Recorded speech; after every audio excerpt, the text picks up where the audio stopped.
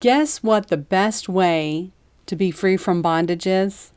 It's to not be in the bondage in the first place. When people hurt you, when they harm you, there is a proper way to respond so that the enemy does not come in and torment you through bitterness, rejection, rage, anger, and that kind of thing. You want to know how to have some preventative medicine? Well, here it comes. And I'm bringing it to you out of 2 Timothy 4 through 18. I'm just going to dissect the verses as we go. Now, this is Paul writing, and apparently Alexander the coppersmith was one wicked dude and did some bad stuff to Paul. For Paul writes, Alexander the coppersmith did me much harm. May the Lord repay him according to his works. So what we see as Paul's first response to someone doing him much harm, has anyone given you much harm? Well, if they have, or if they do in the future, number one, hand it over to God. Now, Paul does say, pay him according to his works, but Paul's not retaliating. Paul is just handing Alexander the coppersmith over to the Lord. Verse 15, you must also be aware of him, for he has greatly resisted our words. Apparently, Paul had been ministering, and what could have been life to Alexander, he turned it and did some wicked things. So it doesn't mean that you can't warn others if there's danger near. And also, just because you turn something or someone over to God doesn't mean that you trust them. So he wasn't saying, God, he did me much harm. I hand him over to you. Now let me go be best friends with him. That's not what he's saying.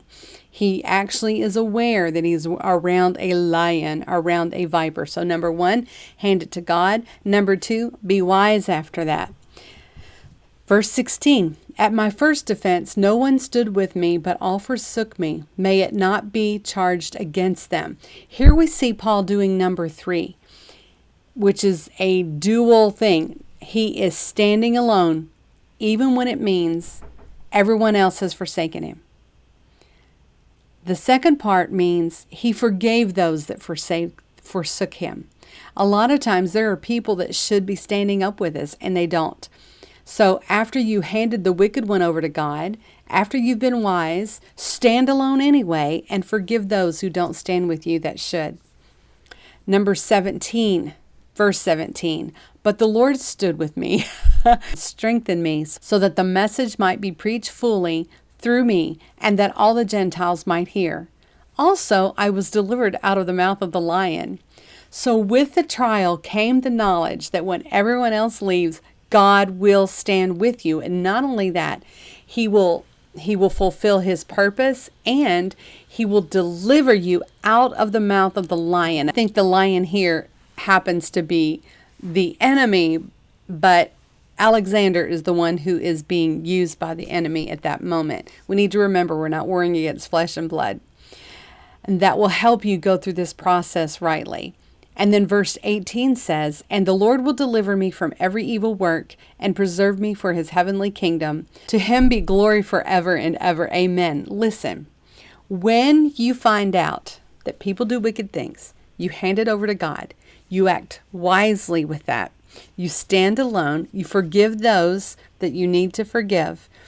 The Lord will stand with you and fulfill it. But not only that, you will be able to look back and gain strength and stand again.